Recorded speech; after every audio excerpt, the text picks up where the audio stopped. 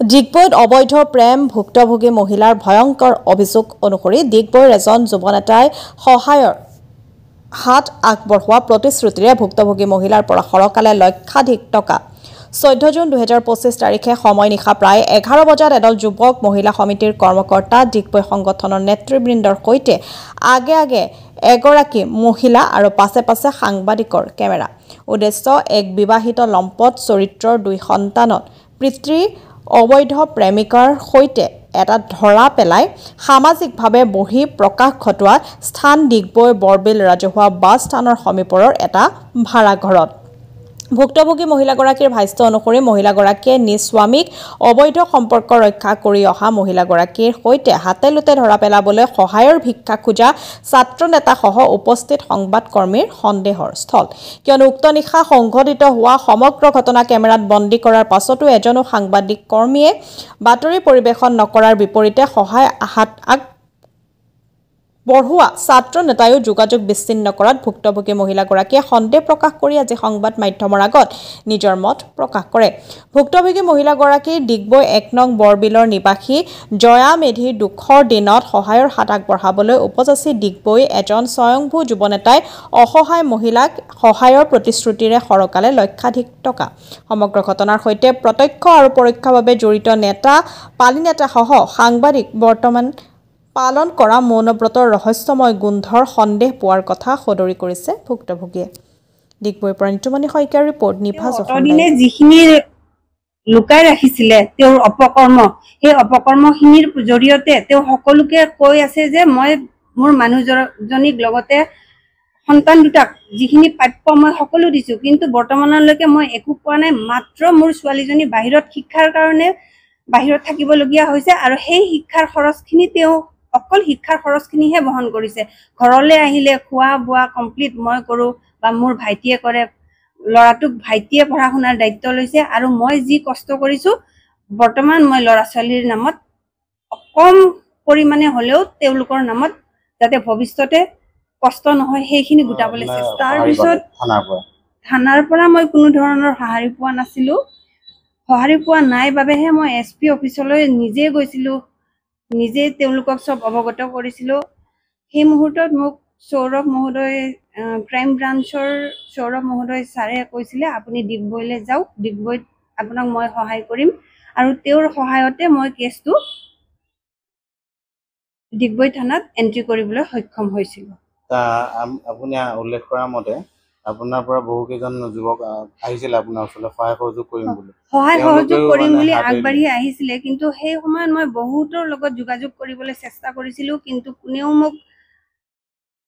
Second বাৰ কেলে নকৰিলে কি নকৰিলে মই গম নাপালো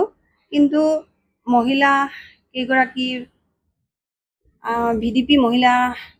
কেইগৰাকী মানৰ সহযোগত পুনৰ আকৌ মই এই কেছটো লাগিবলৈ সক্ষম হলো কেইবাজনৰ যুৱক আহিছিল বুলি আপোনাৰ ওচৰত পইচা পাতি আহিছিলে এইবাৰ নহয় সেকেন্ড বাৰ যেতিয়া তেওঁ মোক গাড়ীৰে মাৰি মাৰ্ডাৰ কৰিম বুলি এম লৈছিলে তেতিয়া আপোনালোকৰ সমাজৰে পৰিচিত যুৱক মোক সহায় কৰিম বুলি আগবাঢ়ি নগদ ধন মোৰ পৰা লৈছিলে আৰু সেই ধন আজি 2 বছৰে কিন্তু মই ঘূৰাই নাপালো বা তেওঁলোকৰ ফালৰ পৰাও মোক কোনো ধৰণৰ কেনেকুৱা ধৰণৰ এই মানুহগৰাকী কোনটো পজিশনত আছে তেওঁৰ কেছটো কিমান পৰ্যায়লৈ গৈছে আজিলৈকে মোক কোনো ধৰণৰ সহায় নকৰিলে যদি মই এই সাপেক্ষে এই সন্দৰ্ভত আপোনালোকক তথ্য দিবলগীয়া হয় উপযুক্ত প্ৰমাণপত্ৰ মোৰ লগত আছে সময় আহিলে মই হয়তো আপোনালোকৰ সন্মুখত ফাদিল কৰিবলৈ মই ৰাজি যোৱা 2 বছৰে চিন্ময় ডেকাই কোৰ্ট কাছাৰীৰ ফালৰ পৰা যিখিনি তথ্য তেওঁ নহয় বুলি অৱগত কৰি আছিলে সেইখিনি প্ৰুফ দিবলৈ মই সেই নিশা কিছুমান ডিগবৈৰ বিশেষ উঠি অহা যুৱ প্ৰজন্মৰ লগতে ডিগবৈ ছাত্ৰ সন্থাৰ নিখিল কোচ ডাঙৰীয়াৰ সহযোগত মই সাৰ্থক হৈছিলো যদিও থানালৈ লৈ যোৱাৰ পিছত তেওঁলোকৰ পৰা চিন্ময়ৰ লগত বাৰ্তালাপ হোৱাৰ পিছত মই কিন্তু ডিগবৈ আৰক্ষী থানা আৰু সেই সময়ত সেই ঘটনাটোত যিসকল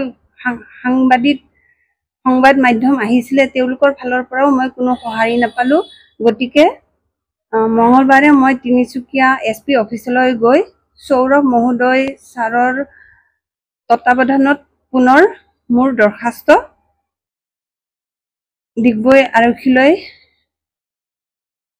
মানে এফআইআৰখন ডিগবৈ থানাত দিবলৈ সক্ষম হলো। ইতিমধ্যে সেই সময়ত মই ঘূৰি আহি চিন্ময়ক ডিগবৈ থানাত দেখি নাপালো, তেওঁ পলাতক অৱস্থাত যাবলৈ সক্ষম হৈছিলে। ৰাতি যিটো ঘটনা ঘটিছিলে আপোনাৰ ইয়াতে ডিগবৈত, সেই ঘটনাটোৰ কেনে ধৰণৰ কি হ'ল ইয়াৰ পিছত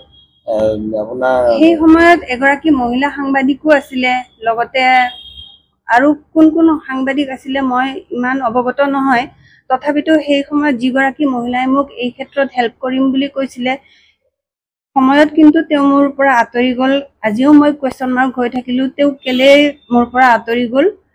আৰু ডিগবৈ থানায়ো যিখিনি কৰণীয় এগৰাকী মহিলাৰ বেয়া মুহূৰ্তত যিখিনি কৰিবলগীয়া সহায় তেওঁলোকে সেই মুহূৰ্তত মোক কিন্তু কৰা নাছিলে। SP অফিচত যোৱাৰ পিছৰে পৰাহে মোৰ কেছটো এন্ট্ৰি হ'বলৈ সক্ষম হলো। আপোনাৰ